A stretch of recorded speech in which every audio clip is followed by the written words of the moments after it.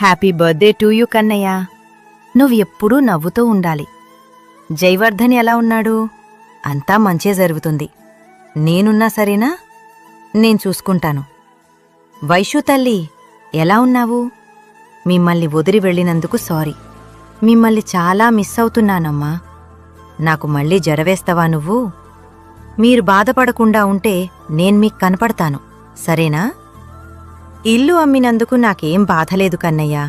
నువ్వు హ్యాపీ కదా, అది చాలు. నువ్వు పదే పదే నేనే చేశాను అంటున్నావు. అది నాకు నచ్చరం లేదు. అలా ఉండకు, సరేనా? నేను నీ దగ్గరే ఉంటాను, మళ్ళీ వస్తాను.